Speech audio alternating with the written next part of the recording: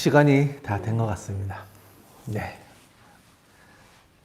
네, 오늘은 고난주간의 시작을 이제 종료주일을 시작으로부터 해서 월요일, 화요일 이제 보내고 있는데요. 오늘도 귀한 말씀을 가지고 우리 같이 묵상하고 또 시작하도록 하겠습니다. 제가 한번 기도하도록 하겠습니다.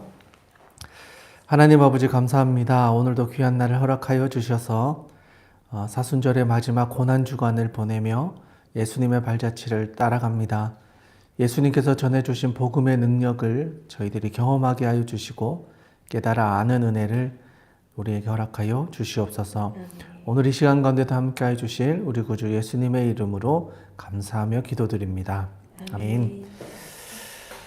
네, 저희 이제 긴 여정을 잘 달려오셨습니다. 이제 한 주 남았는데요. 다들 수고 많으셨습니다. 네, 끝까지 이제 부활절까지 우리 잘 또 달려가셨으면 좋겠습니다. 온라인으로 함께 하시는 분들도 끝까지 말씀 잘 따라오셔서 한 주 또 하나님의 은혜를 누리셨으면 좋겠습니다. 자, 오늘은 이제 사복음서가 끝나고 이제 로마서로 들어갈 건데요. 로마서를 이제 선택한 이유는 복음에 대해서 가장 잘 설명하고 있는 사도 바울의 서신이기도 하고 또 그 복음의 핵심을 잘 정리해주고 있는 책이기 때문에 우리가 예수님의 여정도 살펴보고 또 복음의 핵심이 무엇인지도 살펴보면 또 이 사순절의 의미가 더 우리에게 다가오지 않을까 해서 로마서로 한번 정해 보았습니다. 그리고 이렇게 개관이 있는데요. 네, 로드앤로드 미니스트리에 가시면 또 이제 네이버 프리미엄 콘텐츠. 네, 네이버 프리미엄 콘텐츠에 가시면 네, 내용을 다운받아서 사용하실 수 있습니다. 네, 나눠드린 프린트물 잠깐 한번 봐주시면요. 로마서의 개관인데요. 로마서에서 가장 중요하게 다루고 있는 것은 바로 복음이라는 단어예요. 그래서 복음이란 무엇인가에 대해서 아주 잘 정리를 해 주었습니다. 암송구절이라고 한다면 로마서 1장 16절, 17절 말씀 할 수 있을 것 같고요. 특별히 이 로마서는 사도 바울이 직접 설립하지 않은 교회 중에 하나인 거예요. 그러니까 다른 교회들은 한 번은 방문을 했거나 이런 교회인데 로마서는 특히 이제 로마에 있는 교회를 설립하지 않았고 로마에 있는 성도들이 자기들끼리 모여서 믿음 생활을 하게 되었다는 소문을 들으면서 내가 앞으로 로마에 있는 교회를 방문하고 싶다라고 하면서 서신이 진행되고 있다. 특별히 로마인들에게 보내는 서신으로서 바울과 그의 메시지를 잘 소개하고 있는데 특별히 로마서는 바울의 복음서라는 별명을 가지고 있어요. 그 나눠드린 프린트물의 첫 번째 이렇게 빈칸에 바울의 복음이라고 불려왔다. 그리고 그의 3차 전도 여행 시기인 고린도에서 집필했던 것으로 많이들 보고 있습니다. 그래서 로마서에서는 그리스도인의 믿음에 대한 일부 중심적인 교리를 설명하고 있고 그 중에 특별히 믿음에 의한 칭의, 이신칭의라고 해서 믿음으로 이루어진다 라고 하는 교리를 잘 설명해 주고 있고 성령 안에서의 삶, 그리고 몸 안에서의 연합, 그리고 유대인과 이방인에게 똑같이 적용되는 하나님의 구속 계획에 대한 내용들을 중심적으로 다루고 있다 할 수 있겠습니다. 그래서 로마서의 구조 전체를 한번 간략하게 한번 살펴보면요. 죄의 문제에 대해서 1, 2, 3장에서 다루고요. 그리고 이 죄로부터 구원받은 이스라엘 백성들 또 믿음의 성도들에게 일어나는 변화들로 이제 4장부터 시작이 되는데 4장에서 이신 칭의에 대한 이야기, 의에 대한 준비, 그리고 구원받는 것에 대한 이야기가 나오고 그리고 5, 6, 7, 8장에 있어서 의로워진 사람들에게 나타난 변화, 죽음으로부터, 죄로부터, 율법으로부터 성령 안에서의 자유에 대한 이제 성화까지 구원과 성화의 과정을 잘 설명해 줍니다. 그래서 주제 거기에 보시면 밑줄이 있는데요. 복음을 이해함이라고 적으시면 됩니다. 복음을 이해하고 그러니까 1장부터 11장은 교리 중심의 내용이고 12장부터 16장은 복음의 실천, 복음을 살아내는 것에 대한 이야기. 그래서 교리와 삶에 대한 어떻게 보면 하나됨을 추구하고 있다라고 보실 수 있겠습니다. 그리고 시기로는 대략 60년경에 쓰여졌다라고 이야기를 합니다.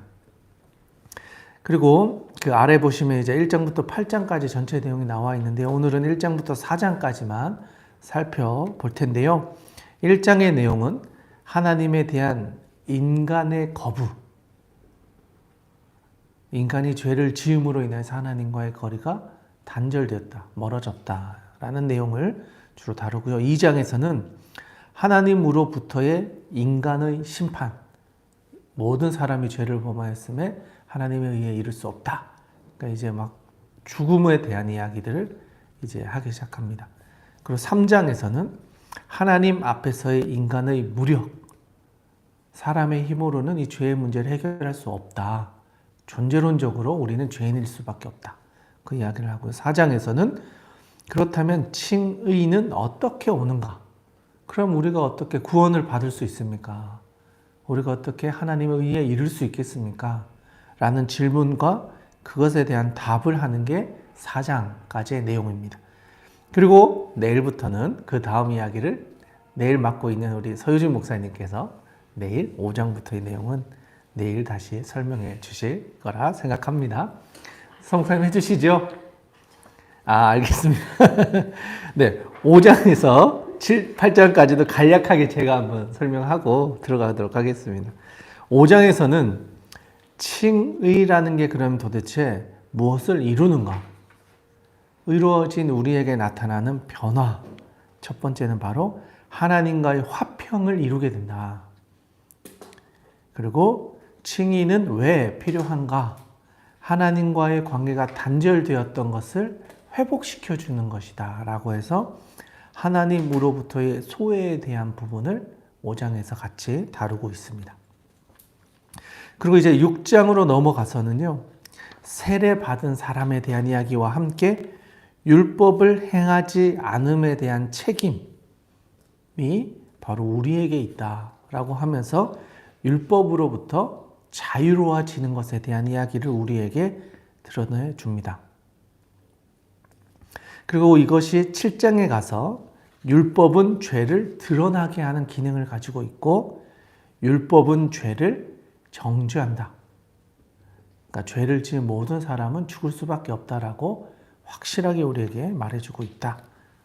그래서 5, 6, 7장에 이르러 죽음, 죄, 율법으로부터 우리는 자유로울 수 없다.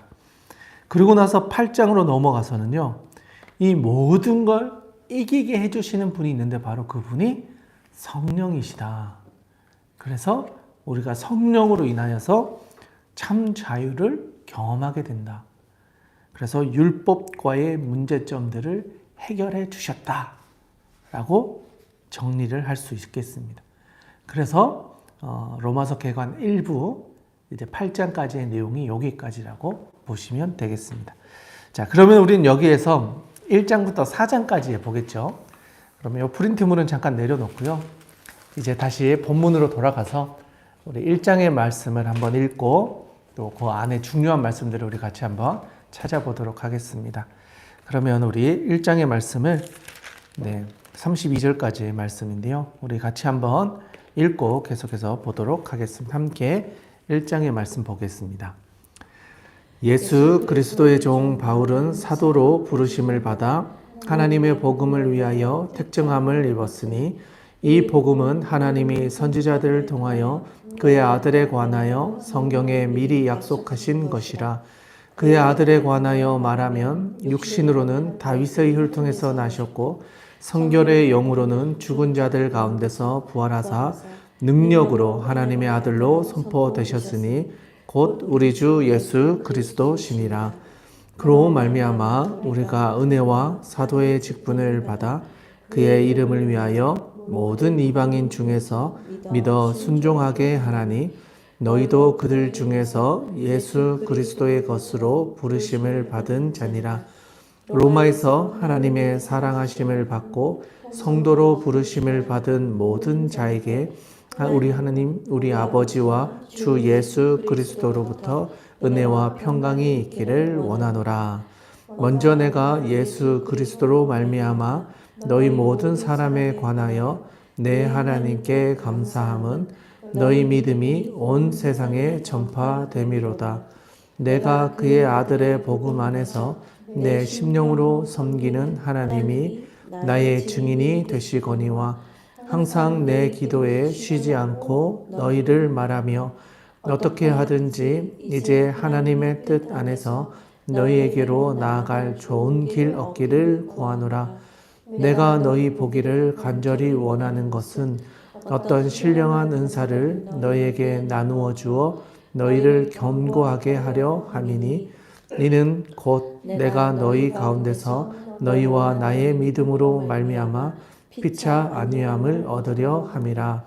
형제들아, 내가 여러 번 너희에게 가고자 한 것을 너희가 모르기를 원하지 아니하노니 이는 너희 중에서도 다른 이방인 중에서와 같이 열매를 맺게 하려 함이로되 지금까지 길이 막혔도다.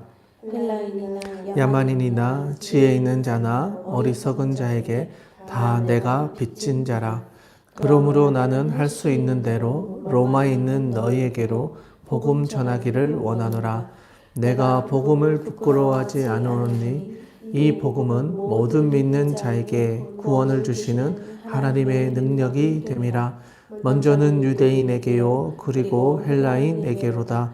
복음에는 하나님의 의가 나타나서 믿음으로 믿음에 이르게 하나니 기록된 바 오직 의인은 믿음으로 말미암아 살리라 함과 같으니라.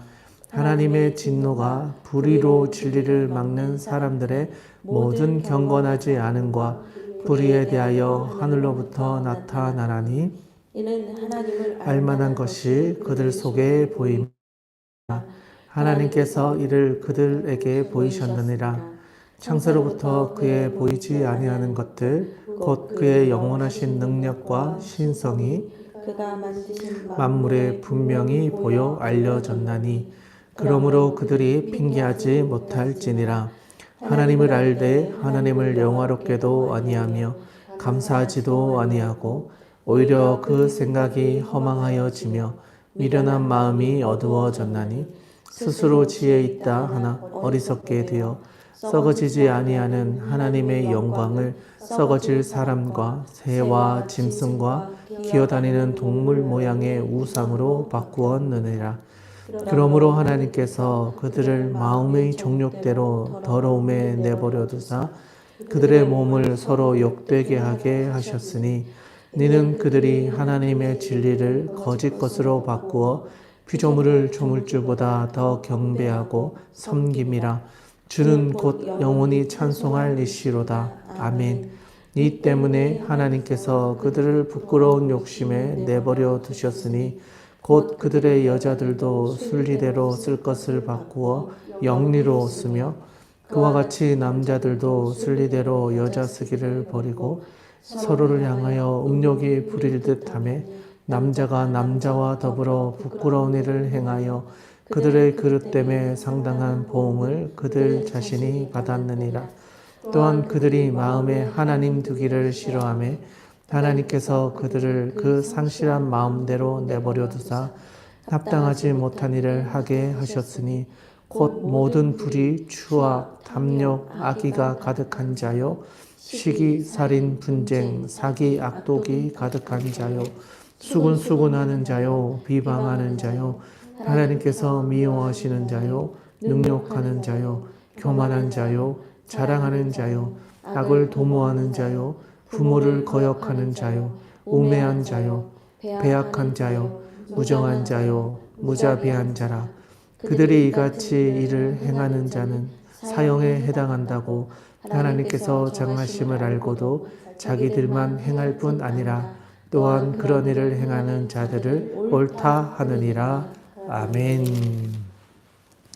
네, 잘 읽어주셨습니다. 네, 사복음서를 읽다가 읽으니까 좀 짧게 느껴지는 감이 있는데요.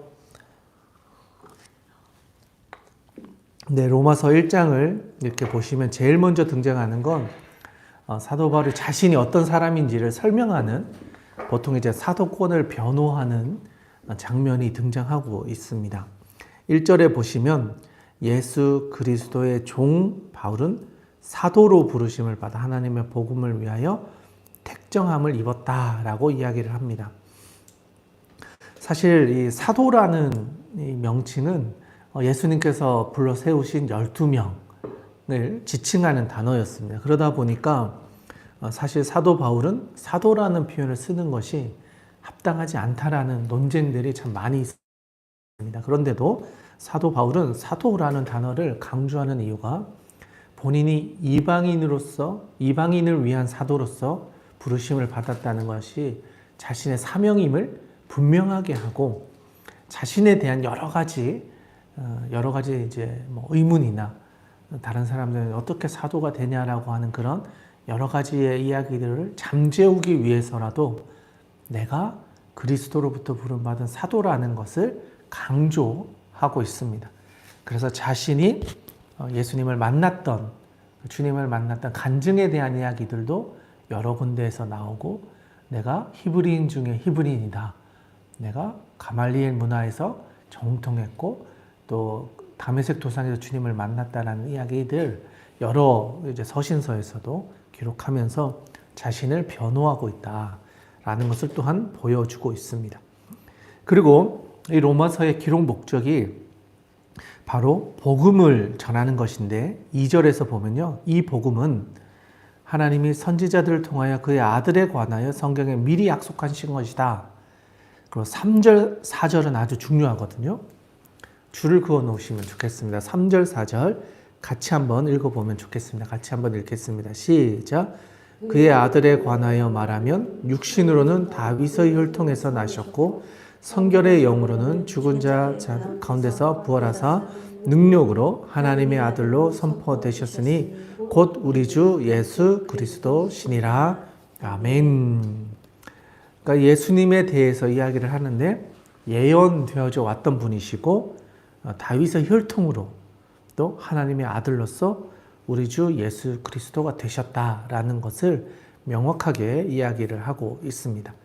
그리고 나서 7절에 가보시면 로마에서 하나님의 사랑하심을 받고 성도로 부르심을 받은 모든 자에게 라고 하면서 이 로마서를 받는 수신자가 누군지를 자세하게 잘 설명하고 있습니다. 로마에 있는 성도들, 교회를 세우지도 않았음에도 불구하고 그리스도의 사랑을 알고 성도가 되신 그들을 이제 하나님의 말씀으로 권면하는 서신이 바로 로마서다라고 이야기를 하고 있는 것입니다.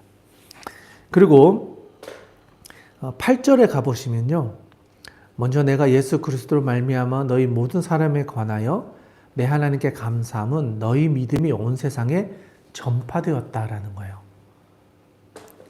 복음을 전하러 가보지도 않았던 땅에 이미 복음이 전해졌고 그들의 믿음에 대한 소문이 사도 바울에게도 들렸다는 거예요.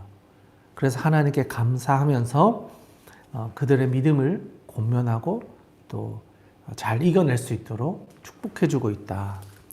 그래서 11절에 가보시면 내가 너희 보기를 간절히 원하는 것은 어떤 신령한 은사를 너희에게 나누어 주어 너희를 견고하게 하려 함이다. 그러니까 너희의 은혜를, 하나님께서 주신 은혜를 너희들도 경험하고 그 은사들을 발견하고 너희의 믿음이 견고해지기를 원하는 마음으로 이 서신을 쓰고 있다 라는 이야기를 하고 있는 것입니다. 그리고 또 13절에 가보시면 형제들아 내가 여러 번 너희에게 가고자 한 것을 너희가 모르기를 원하지 아니하노니, 가려고 했지만 못 갔다는 거죠. 그리고 이는 너희 중에서도 다른 이방인 중에서와 같이 열매를 맺게 하려 함이로되 지금까지 길이 막혔다. 그러니까 조금 전에 11절에서는 은사를 너희에게 나누어 주어 너희를 견고하게 하려고 했고 13절에서는 이방인 중에서와 같이 너희도 열매 맺게 하려고 이 서신을 통해 권면한다 라는 이야기를 하고 있는 거죠. 그러고 나서 오늘 암송 구절로 제가 추천을 했던 구절인데 16절, 17절 이건 아주 빨간색으로 이렇게 그어 놓으시면 좋을 것 같습니다. 16절, 17절 로마서의 주제절이라고도 하는데요. 우리 같이 한번 16절, 17절 말씀을 읽으면서 줄을 같이 그으면 좋겠습니다. 같이 한번 읽겠습니다. 시작. 내가 복음을 부끄러워하지 않으었느니 이 복음은 모든 믿는 자에게 구원을 주시는 하나님의 능력이 됨이라. 먼저는 유다인에게요 그리고 헬라인에게로다. 복음에는 하나님의 의가 나타나서 믿음으로 믿음에 이르게 하나니 기록된 바 오직 의인은 믿음으로 말미암아 살리라 함과 같으니라. 아멘.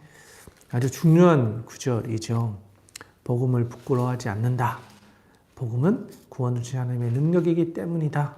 먼저는 유대인 그리고 헬라인에게로도 동일하다. 복음에는 하나님의 의가 나타나서 믿음으로 믿음에 이르게 하나니 오직 의인은 믿음으로 말미암아 살 것이다. 네, 하박국 2장 4절에 있는 말씀을 인용하면서 의인은 믿음으로 사는 것이다 라는 이야기를 우리에게 알려주고 있습니다. 그리고 나서 18절부터는 경건하지 않음으로 인하여 불의하게 되는 사람들에게 나타나는 연약함 그리고 하나님을 떠난 비참한 인생들에 대한 이야기를 들려주고 있습니다. 그리고 19절에 가보시면 하나님을 알만한 것이 그들 속에 있다라는 이야기를 해요. 이미 하나님께서 사람들의 마음 가운데 하나님을 인식할 수 있는 하나님을 알만한 것을 모든 사람들에게 주셨다라는 거예요. 그런데 그 주신 것을 가지고 하나님을 발견하는 데 힘쓰는 게 아니고 썩어질 그런 것들에 그들의 힘을 쓰고 있다라는 것을 이야기합니다. 그래서 23절에 가보시면 썩어지지 아니하는 하나님의 영광을 썩어질 사람과 새와 짐승 기어다니는 동물 모양의 우상으로 바꿔버렸다는 거예요. 하나님을 알만한 것을 모든 사람에게 주었음에도 불구하고 하나님의 영광을 썩어질 사람, 새, 짐승, 동물 모양의 우상으로 바꾸어 버리기에 힘썼다라는 거예요. 그래서 25절에 가보시면 또 그들이 하나님의 진리를 거짓 것으로 바꾸어 피조물을 조물주보다 더 경배하고 섬겼다. 하나님의 진리를 거짓 것으로 바꾸어 버렸다는 거예요. 그리고 26절에 가보시면 북에서 그들의 여자들도 순리대로 쓸 것을 바꾸어 영리로 썼다는 거예요. 그러니까 하나님께서 선하게 사용하도록 우리에게 주셨던 것들을 사람이 마음대로 막 바꿔가지고 자기들이 원하는 대로 사용하고 있다라는 거예요. 그 중에 성의 문제를 지적하는 거예요. 성은 사실 남녀가 결합하여 가정을 이루고 우리에게 주신 자손을 이어가는 것이었는데 사람들이 정욕을 위하여 사용하다 보니 이제 그것이 깨어져 버렸다는 거예요. 그래서 결국 사람들에게 나타나는 것 29절에 보시면 곧 모든 불의, 추악, 탐욕, 악의가 가득한 자, 시기, 살인, 분쟁, 사기, 악독이 가득한 자, 수군수군하는 자, 비방하는 자, 하나님께 미워하시는 자, 능욕하는 자, 교만 쭉 하면서 이 32절에 결론적으로 그들이 이같이 일을 행하는 자는 사형에 해당한다고 하나님께서 정하심을 알고도 자기들만 행할 뿐 아니라 또한 그런 일을 행하는 자들을 옳다 하고 있다. 하나님을 모르는 사람들에게 나타나는 죄의 결과가 이렇게 비참하다는 거예요. 처음에는 자기들의 정욕대로 써서 좋다 막 했는데 그 결과를 봤더니 다 서로 상처 주고 상처받고 수근거리고 이간질하고 배반하고 결국 이런 모든 것들이 사형에 해당하는 것이다 라고 성경은 말하고 있다는 거예요. 자, 이게 1장에서 이야기하고 있는 거예요. 복음은 모든 사람을 살리는 것인데 복음을 모르는 사람들, 자기 마음을 따라 살아가는 사람들에게 나타나는 비참한 현실이 이렇다는 것을 이야기해 줍니다. 그리고 나서 이제 2장으로 넘어갑니다. 자, 2장으로 또 어떤 이야기를 다루고 있는지 우리 같이 읽어보고 살펴보도록 하겠습니다. 2장입니다. 같이 읽겠습니다. 그러므로 남을 판단하는 사람아, 누구를 막론하고 내가 핑계하지 못할 것은 남을 판단하는 것으로 내가 너를 정죄함이 판단하는 내가 같은 일을 행함이니라. 이런 일을 행하는 자에게 하나님의 심판이 진리대로 되는 줄 우리가 아노라. 이런 일을 행하는 자는 판단하고도 같은 일을 행하는 사람아, 내가 하나님의 심판을 피할 줄로 생각하느냐? 혹 내가 하나님의 인자하심이 너를 인도하여 회개하게 하심을 알지 못하여 그의 인자하심과 용나하심과 길이 참으심이 풍성함을 멸시하느냐? 다만 내 고집과 회개하지 아니한 마음을 따라 진노의 날, 곧 하나님의 의로우신 심판이 나타나는 그날에 임할 진노를 내게 쌓는도다. 하나님께서 각 사람에게 그 행한 대로 보응하시되 참고 선을 행하여 영광과 존귀와 썩지 아니함을 구하는 자에게는 영생으로 하시고 오직 당을 지어 진리를 따르지 아니하고 불의를 따르는 자에게는 진노와 분노로 하시리라. 악을 행하는 각 사람의 영에는 환난과 곤고가 있으리니 먼저는 유대인에게요 그리고 헬라인에게이며 선을 행하는 각 사람에게는 영광과 존귀와 평강이 있으리니 먼저는 유대인에게요 그리고 헬라인에게라. 이는 하나님께서 외모로 사람을 취하지 아니하심이라. 무릇 율법 없이 범죄한 자는 또한 율법 없이 망하고 무릇 율법이 있고 범죄한 자는 율법으로 말미암아 심판을 받으리라. 하나님 앞에서 율법을 듣는 자가 의인이 아니요 오직 율법을 행하는 자라야 의롭다 하심을 얻으리니 율법 없이 이방인이 본성으로 율법의 일을 행할 때에는 이 사람은 율법이 없어도 자기가 자기에게 율법이 되나니 이런 일들은 그 양심이 증거가 되어 그 사람들이 서로 혹은 고발하며 혹은 변명하며 그 마음에 새긴 율법의 행위를 나타내느니라. 곧 나의 복음에 이른 바와 같이 하나님이 예수 그리스도로 말미암아 사람들의 은밀한 것을 심판하시는 그 날이니라. 유대인이라 불리는 내가 율법을 의지하며 하나님을 자랑하며 율법의 교훈을 받아 하나님의 뜻을 알고 지극히 선한 것을 분반하며 인도하는 자요 어둠에 있는 자의 빛이요 율법에 있는 지식과 진리의 모든 자로서 어리석은 자의 교사요 어린 나이의 선생이라고 스스로 믿으니 그러면 다른 사람들을 가르치는 내가 내 자신을 가르치지 아니하느냐?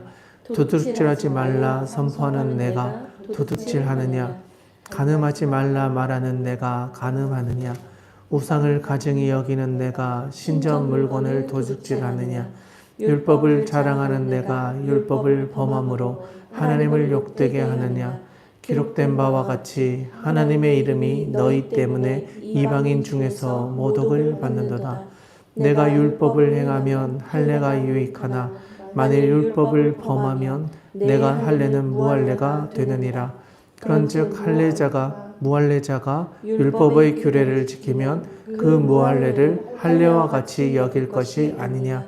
또한 본래 무할례자가 율법을 온전히 지키면 율법 저분과 할례를 가지고 율법을 범하는 너를 정죄하지 아니하겠느냐. 무릇 표면적 유대인이 유대인이 아니요 표면적 육신의 할례가 할례가 아니니라. 오직 이면적 유대인이 유대인이요 할례는 마음에 할지니 영에 있고 율법 조문에 있지 아니한 것이라. 그 칭찬이 사람에서가 아니요 다만 하나님에게서니라. 아멘. 자, 2장에 시작하면서 그러므로 남을 판단하는 사람아 라고 하면서 2장이 시작합니다. 여기서 말하는 남을 판단하는 사람은 유대인들을 지칭합니다. 그러니까 유대인이라고 말을 하면서 하나님의 백성이라고 이야기하면서 율법은 받은 자다, 율법을 가르치는 자다라고 하는 유대인들이 오히려 그 율법을 어기고 하나님의 말씀을 외식하고 있는 모습들을 돌려서 이야기하고 있는 겁니다. 그래서 5절에 가보시면 다만 내 고집과 회개하지 아니하는 마음을 따라 진노의 날 곧 하나님의 어려운 심판이 나타나는 그날에 임할 진노를 내게 쌓는도다. 유대인들에게 하는 이야기예요. 너희들의 고집과 회개하지 않는 마음 때문에 너희들이 진노의 날, 심판의 날에 그 진노를 너희가 스스로 쌓고 있다. 그리고 6절에 하나님께서 각 사람에게 그 행한 대로 보응하실 것이다.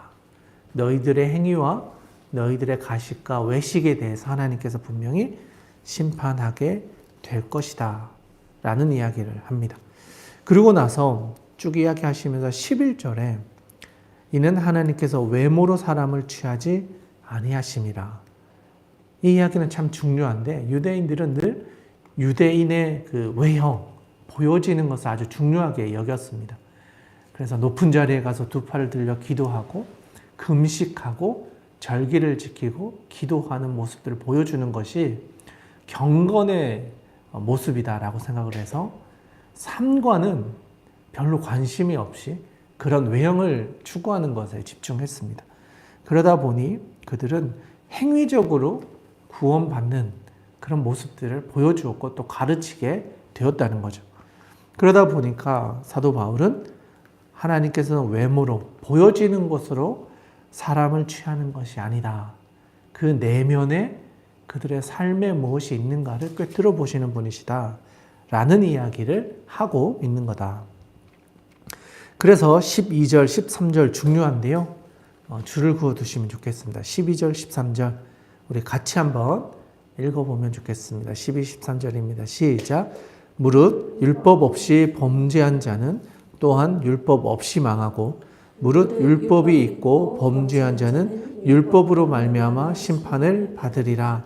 하나님 앞에서는 율법을 듣는 자가 의인이 아니요 오직 율법을 행하는 자라야 의롭다 하심을 얻으리니. 아멘.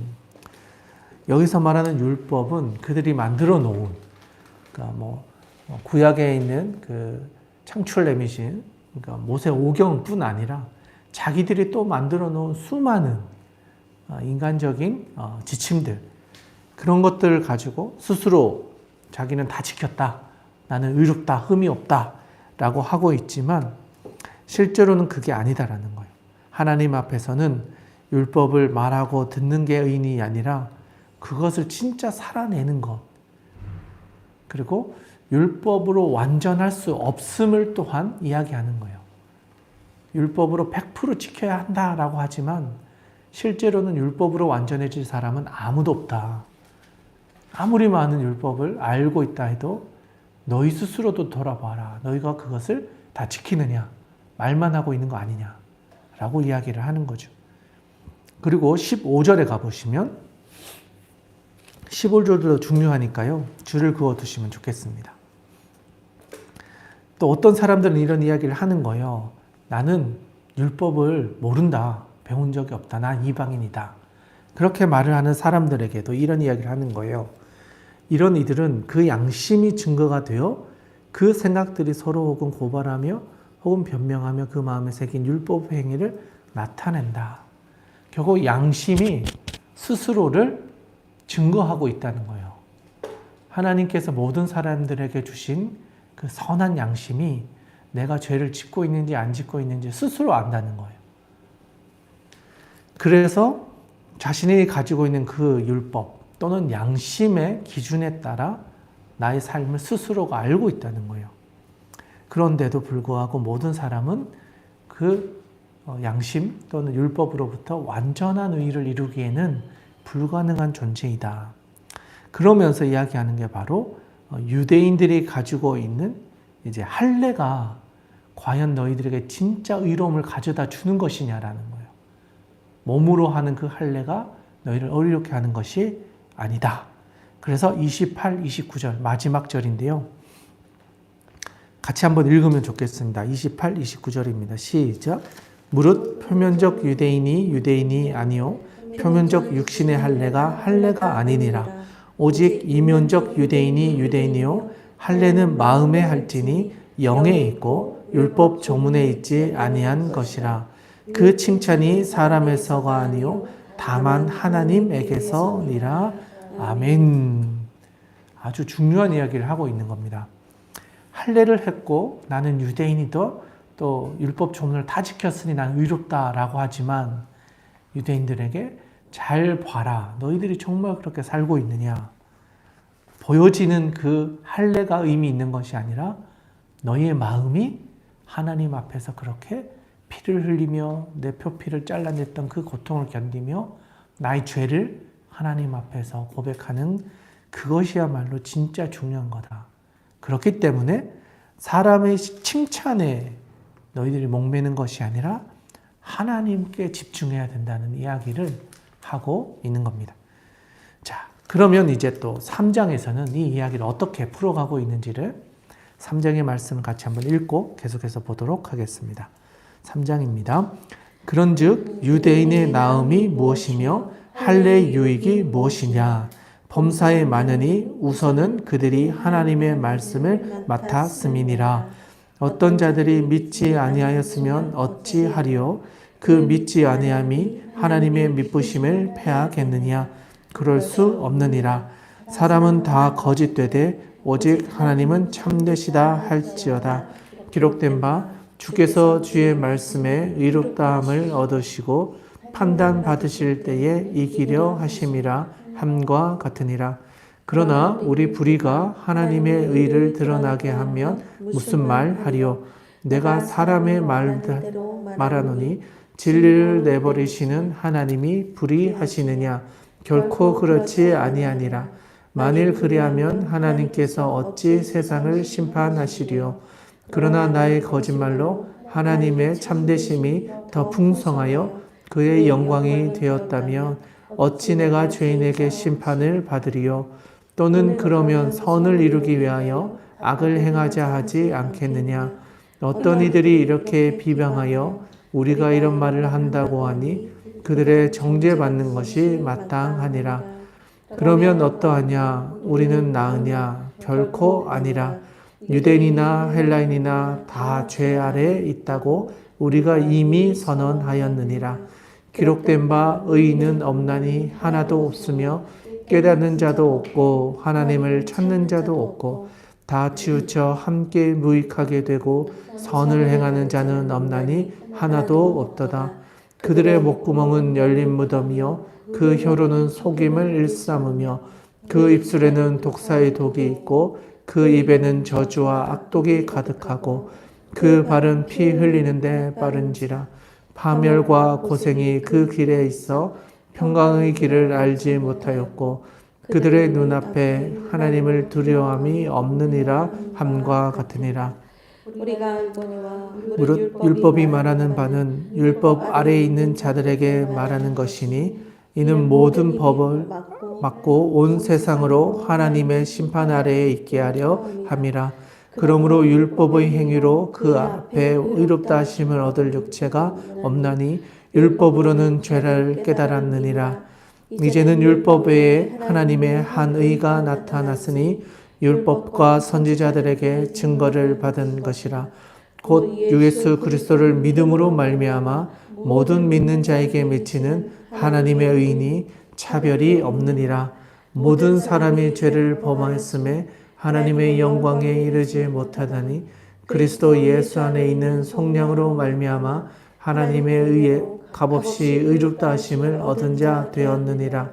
이 예수를 하나님이 그의 피로써 믿음으로 말미암는 화목제물로 세우셨으니 이는 하나님께서 길이 참으시는 중에 전에 지은 죄를 간과하심으로 자기의 의로우심을 나타내려 하심이니 곧 이때에 자기의 의로우심을 나타내시사 자기도 의로우시며 또한 예수 믿는 자를 의롭다 하려 하심이라. 그런즉 자랑할 때가 어디 있느냐? 있을 수가 없느니라. 무슨 법으로냐? 행위로냐? 아니라 오직 믿음의 법으로니라. 그러므로 사람이 의롭다 하심을 얻는 것은 율법의 행위에 있지 않고 믿음으로 되는 줄 우리가 인정하노라. 하나님은 다만 유대인의 하나님이시냐? 또한 이방인의 하나님은 아니시냐? 진실로 이방인의 하나님도 되시느니라. 할례자도 믿음으로 말미암아 또한 무할례자도 믿음으로 말미암아 의롭다 하실 하나님은 한 분이시니라. 그런즉 우리가 믿음으로 말미암아 율법을 파기하느냐? 그럴 수 없느니라. 도리어 율법을 굳게 세우느니라. 아멘. 네, 3장으로 넘어오니까 유대인들에 대해서 그래도 유대인이 가지고 있는 것에 유익한 것은 무엇이냐? 할례가 가지고 있는 유익은 무엇이냐라고 하면서 2절에 하나님의 말씀을 이들이 처음부터 맡아왔다. 그것은 유대인들에게 있어 아주 중요한 거다라는 이야기를 해주십니다. 결국 하나님의 말씀을 가지고 있다라는 유익이 그들에게 분명히 있기 때문에 우리가 그들을 또 간과할 수는 없다라는 이야기를 하고 있습니다. 그리고 나서 9절, 10절 가보시면요. 자, 그러면 어떠하냐? 우리는 나으냐? 결코 아니라 유대인이나 헬라인이나 다 죄 아래에 있다고 우리가 이미 선언하였느니라. 기록된 바 의인은 없나니 하나도 없다라고 이야기를 합니다. 결국 사도 바울은 유대인들을 시작으로 이야기는 했지만 결국 모든 사람들은 의로울 수 없다는 이야기를 하고 싶었던 거예요. 유대인들도 율법으로 우리가 의롭다라고 이야기하지만 실제로는 의로울 수 없는 존재다라는 이야기를 먼저 1, 2장에서 하고 3장에서는 모든 사람은 이 죄의 문제로부터 해방될 수 없다라는 이야기를 하는 거예요. 의인은 없나니 하나도 없다. 모두가 다 죄인이다 라는 이야기를 합니다. 그리고 나서 20절, 21절, 22절 중요하니까요. 이것도 줄을 그어 놓으면 좋겠습니다. 20절, 21절, 22절 같이 한번 읽어보도록 하겠습니다. 시작. 그러므로 율법의 행위로 그의 앞에 의롭다 하심을 얻을 육체가 없나니 율법으로는 죄를 깨달음이니라. 이제는 율법 외에 하나님의 한 의가 나타났으니 율법과 선지자들에게 증거를 받은 것이다. 곧 예수 그리스도를 믿음으로 말미암아 모든 믿는 자에게 미치는 하나님의 의인이 차별이 없느니라. 아멘. 하나님의 의가 나타났다. 그런데 이 의는 차별이 없다는 거예요. 모든 사람들에게 하나님의 의를 전가해 주신다라는 이야기를 하고 있습니다. 그리고 나서 아주 중요한 이야기 23, 24, 25절은 진짜 빨간 줄로 이건 진짜 암송해 주시면 좋은 구절입니다. 1장, 2장, 3장을 정리하면서 하고 싶었던 말이 바로 이 세 절에 잘 정리가 되어 있어요. 길게 이야기했지만 유대인은 율법으로부터 자유할 수 없고 죄인이다. 이방인도 똑같다. 모든 사람이 죄인이다.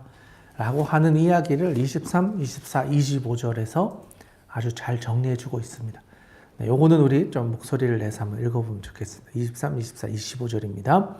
모든 사람이 죄를 범하였음에 하나님의 영광에 이르지 못하더니 그리스도 예수 안에 있는 속량으로 말미암아 하나님의 은혜로 값없이 의롭다 하심을 얻은 자 되었느니라.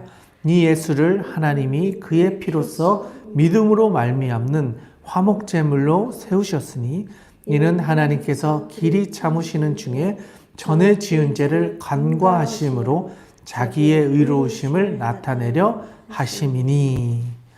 아멘. 아주 중요한 이야기를 아주 잘 정리해서 우리에게 들려주고 있습니다. 23절에서는 모든 사람이 죄를 범하였음에 하나님이 영광에 이르지 못한다. 분명하게 이야기를 하고요. 그리고 24절에서는 그리스도 예수 안에 속량으로 말미암아 하나님의 은혜로 값없이 의롭다 하심을 얻은 자가 되었다. 얻은 자라는 거예요. 우리가 구해서 찾은 게 아니고요. 하나님이 우리에게 주셨다라는 거예요. 받았다는 거죠. 25절에서는 이 예수를 하나님이 그의 피로써 믿음으로 말미암는 화목제물로 세우셨다라는 거예요. 그리고 하나님께서 길이 참으시는 중에 전에 지은 죄를 간과하심으로 자기의 의로우심을 나타낸다는 거예요. 우리의 죄가 완전히 사라졌다는 게 아니라 하나님께서 예수 그리스도를 죽으심으로 화목제물로 드리심으로써 우리의 죄를 간과해 주신다는 거예요. 넘어가 주신다는 거죠. 그 위에 하나님의 의를 덮으셔서 하나님의 의를 우리에게 주시고 그 의로움으로 우리를 의롭다 해주신다는 거예요. 여기서 오해하지 않아야 합니다. 우리의 죄가 완전히 다 깨끗하게 완전히 100% 의인이 되었다가 이런 개념이 아니라 100%신 의로움을 우리에게 주셨기 때문에 그 의로움으로 우리가 그 100%를 얻게 되는 거지 우리의 죄된 모습들까지도 완전히 사라지는 것은 아니다. 그래서 길이 참으시는 중에 우리의 죄를 간과하심으로 자기의 의로우심을 나타내셨다라고 이야기를 하고 있습니다. 그리고 나서 28절에 이렇게 이야기합니다. 그러므로 사람이 의롭다 하심을 얻은 것은 율법의 행위에 있지 않고 믿음으로 되는 줄 우리가 인정하노라. 믿음으로 의로워진다는 것을 인정한다. 그래서 28절에서 지금까지 논의했던 모든 것들을 정리하고 믿음으로 우리에게 주신 하나님의 의, 이 의를 우리가 인정해야 된다는 이야기를 하고 있습니다. 그리고 나서 이제 4장에서 이제 믿음이라는 이것을 풀어가기 시작합니다. 이신칭의, 믿음을 의롭게 된 것을 우리가 그럼 어떻게 받아들이고 이해해야 하는가 구약을 가져오는데요. 4장의 이야기를 한번 읽고 계속해서 나눠보도록 하겠습니다. 4장 함께 읽겠습니다. 그런즉 육신으로 우리 조상인 아브라함이 무엇을 얻었다 하리요? 만일 아브라함이 행위로서 의롭다 하심을 받았으면 자랑할 것이 있으려니와 하나님 앞에서는 없느니라. 성경이 무엇을 말하느냐? 하나님이 아브라함을 믿음에 그것이 그에게 의로 여겨진 바 되었느니라. 일하는 자에게는 그 싹이 은혜로 여겨지지 아니하고 보수로 여겨지나니와 이를 아니할 자라도 경건하지 아니한 자를 의롭다 하시는 이를 믿는 자에게는 그의 믿음을 의로 여기시나니 이러한 것이 없이 하나님께 의로 여겨지심을 받는 사람의 복에 대하여 당시 말한 바 불법이 사함을 받고 죄가 가려짐을 받는 사람들은 복이 있고 주께서 그 죄를 인정하지 아니하실 사람은 복이 있도다 함과 같으니라. 그런즉 이 복이 할례자에게나 혹은 무할례자에게도냐? 무릇 우리가 말하기를 아브라함에게는 그 믿음이 의로 여겨졌다 하노라. 그런즉 그것이 어떻게 여겨졌느냐? 할례시냐 무할례시냐? 할례시가 아니요 무할례시니라. 그가 할례의 표를 받은 것은 무할례시에 믿음으로 된 의를 인친 것이니 이는 무할례자로서 믿는 모든 자의 조상이 되어 그들도 의로 여기심을 얻게 하려 하심이라. 또한 할례자의 조상이 되었나니 곧 할례 받은 자에게뿐 아니라 우리 조상 아브라함이 무할례시에 가졌던 믿음의 자치를 따르는 자들에게도 그러하니라. 아브라함이나 그 후손에게 세상의 상속자가 되리라고 하신 언약은 율법으로 말미암은 것이 아니요 오직 믿음의 의로 말미암은 것이니라. 만일 율법에 속한 자들이 상속자이면 믿음은 헛것이 되고 약속은 파기되었느니라. 율법은 진노를 이루게 하나니 율법이 없는 곳에는 범법도 없느니라. 그러므로 상속자가 되는 그것이 은혜에 속하기 위하여 믿음으로 되나니 이는 그 약속을 그 모든 후손에게 굳게 하려 하심이라. 율법에 속한 자에게 뿐만 아니라 아브라함의 믿음에 속한 자에게도 그러하니 아브라함은 우리 모든 사람의 조상이라. 기록된 바 내가 너를 많은 믿음의 민족의 조상으로 세웠다 하신과 같으니 그가 믿은 바 하나님은 죽은 사람을 살리시며 없는 것을 있는 것으로 부르시는 이시니라. 아브라함이 바랄 수 없는 중에 바라고 믿었으니 이는 내 후손이 이 같으리라 하신 말씀대로 많은 민족의 조상이 되게 하려 하심이라. 그가 100세나 되어 자기 몸이 죽은 것 같고 사라의 태가 죽은 것 같음을 알고도 믿음이 약하여지지 아니하고 믿음이 없이 하나님의 약속을 의심하지 않고 믿음으로 견고하여져서 하나님께 영광을 돌리며 약속하신 그것을 또한 능히 이루실 줄을 확신하였으니 그러므로 그것이 그에게 의로 여겨졌느니라. 그에게로 의로 여겨졌다 기록된 것은 아브라함 위한 것이 아니요 의로 여기심을 받는 우리도 위함이니 곧 예수 우리 주를 죽은 자 가운데서 살리신 이를 믿는 자니라. 우리가 범죄한 것 때문에 내줌이 되고 또한 우리를 의롭다 하시기 위하여 살아나셨느니라. 아멘. 네, 잘 읽어주셨습니다. 마지막 장이었는데요. 4장에서 시작하면서 아브라함에 대한 이야기를 하고 있습니다. 3절 중요한데요. 줄을 그어 놓으시면 좋을 것 같습니다. 성경이 무엇을 말하느냐? 아브라함이 하나님을 믿음에 그것이 그에게 의로 여겨진 바 되었다라고 이야기합니다. 이거는 이제 창세기 15장 6절의 인용인데요. 하나님께서 아브라함을 부르시면서 그가 믿음으로 의로움을 받게 되었다라는 이야기를 창세기 15장에서 먼저 하고 있어요. 그리고 그 후에 이제 할례가 진행이 되죠. 나중에. 그렇게 본다면 어떤 것이 우선되느냐 이 이야기를 사도 바울이 하는 것입니다. 오히려 믿음이 우선이었다라는 이야기를 하면서 믿음이 오히려 우리에게 중요한 것이었고 그 뒤에 그것을 표징으로 나타내기 위해서 할례를 시행한 것이었다. 그런데 지금은 할례를 받아야 의롭다라고 하면서 너희들이 믿음은 저버렸고 보여지는 행위와 보여지는 그런 율법적인 것에 집중하고 있음을 이야기합니다. 그래서 11절 요 이야기를 정리하는 건데요. 11절 같이 한번 읽어보면 좋겠습니다. 11절 줄치고 같이 한번 읽겠습니다. 그가 할례의 표를 받은 것은 무할례 시의 믿음으로 된 의를 인친 것이니 이는 무할례 자로서 믿는 모든 자의 조상이 되어 그들도 의로 여기심을 얻게 하려 하심이라. 아멘. 결국 하나님께서 의롭다 하셨던 것은 믿음으로 의롭다 하셨던 거지 그 할례를 받았기 때문에 의롭다 하신 것이 아니었다는 이야기를 하시는 겁니다. 그리고 17절 중요한데요. 17절도 같이 한번 읽겠습니다. 시작. 기록된 바 내가 너를 많은 민족의 조상으로 세웠다 하신 것 같으니 그가 믿은 바 하나님은 죽은 자를 살리시며 없는 것을 있는 것으로 부르시는 이시니라. 아멘. 네, 하나님이 어떤 분이신지를 인격적으로 잘 경험하고 있었던 아브라함을 이야기하고 있습니다. 바로 믿었을 때 하나님은 죽은 자를 살리시며 없는 것을 있는 것으로 부르시는 분이심을 우리가 기억해야 한다라고 이야기를 합니다. 그래서 24절, 25절에서 정리하는 거거든요. 24, 25절은 중요하니까요. 여기는 좀 빨간 펜 있으면 빨간 펜으로 이렇게 그어 놓으시면 좋겠습니다. 같이 한번 읽어보도록 하겠습니다. 24, 25절입니다.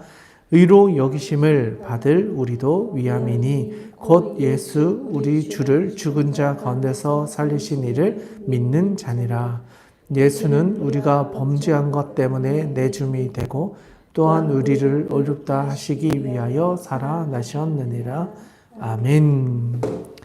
네, 1, 2, 3, 4장의 마지막 절이었는데요. 결국 믿음으로 의로워지는 것이 오히려 더 복음적인 것이다. 창세기에서 이미 믿음으로 이루어지는 것에 대해서 아브라함을 통하여 우리에게 알려주셨다. 그런데 우리가 그것을 간과하고 있다. 라고 하면서 이것은 모든 믿는 자, 예수 그리스도를 구주로 고백하는 모든 사람들의 믿음의 조상이신 아브라함 때부터 내려오던 것이었다. 그렇기에 우리가 믿음을 가지고 그 믿음으로 이루어지는 것을 우리가 인정하고 기억해야 한다.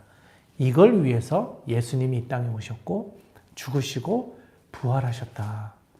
예수님은 우리에게 믿음으로 이루어진다는 것을 보여주신 하나님의 증거이다라는 이야기를 하고 있습니다.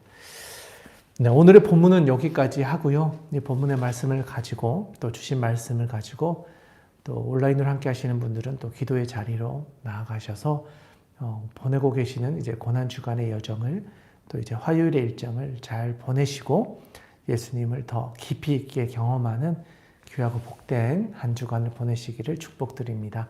오늘은 여기까지 하도록 하겠습니다. 수고하셨습니다.